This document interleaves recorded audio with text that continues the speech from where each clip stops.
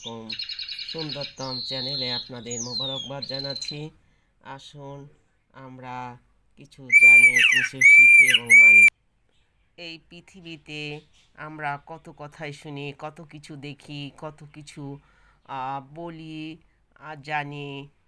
কিন্তু কিছু জিনিস যদি আমরা জানতাম তাহলে হয়তো বা আমাদের বিশ্বাসটা বেড়ে যেত এবং আমরা মনে করতাম যে আমরা সাবধান হব এবং আল্লাহর কাছে বলবো, আমরা ভালো কিছু পাবো।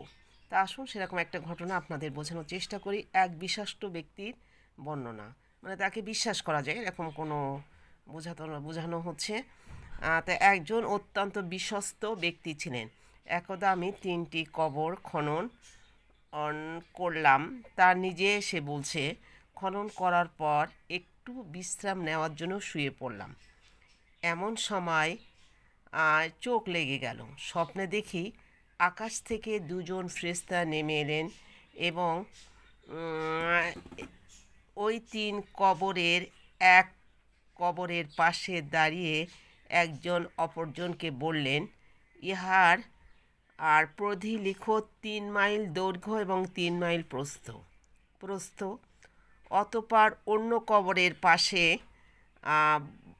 গিয়ে বললেন, ইহার প্রধি মানে এটা লম্বা লেখো 1 মাইল পর্যন্ত এবং 1 মাইল প্রস্থ, মানে 1 মাইল লম্বা 1 মাইল চওড়া। অতঃপর তৃতীয় কবরের পাশে গিয়ে বললেন, ইহার ব্যাপ্তি লিখো দৈর্ঘ্য আধা ইঞ্চি এবং প্রস্থ আধা ইঞ্চি, অর্থাৎ আধা ইঞ্চি করে লম্বা এবং চওড়া। তিনি বললেন, অতঃপর আমার ঘুম ভেঙে গেল। ইতবছরে একজন অপরিচিত নিঃস্ব মানুষের জানাজা আসলো এবং সে ব্যক্তি প্রথম কবরটি পেল।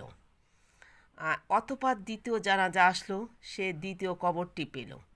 অবশেষে শহরের প্রসিদ্ধ একজন ধনাঢ্য মহিলার জানাজা এলো, যার সাথে শহরের প্রত্যেক অলিগলি থেকে আগত মানুষের ঢল নেমেছিল। সে তৃতীয় কবরটি পেল। শুধু সম্পদ, টাকা পয়সা, বাড়ি গাড়ি দিয়ে কবর রাখে তার জীবন কেনা যায় না। আমল, ইমান, তাকওয়া, আকাইদ এগুলা জানতে হবে, মানতে হবে এবং করতে হবে।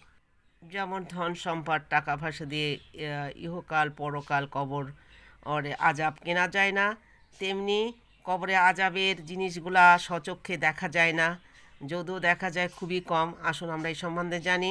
তা পঞ্চম কথা, কবরের আগুন এবং বাগান দুনিয়ার আগুন এবং বাগানের মতো না যে পৃথিবী তা প্রত্যক্ষ করে, বরং উহা তা আখেরাতের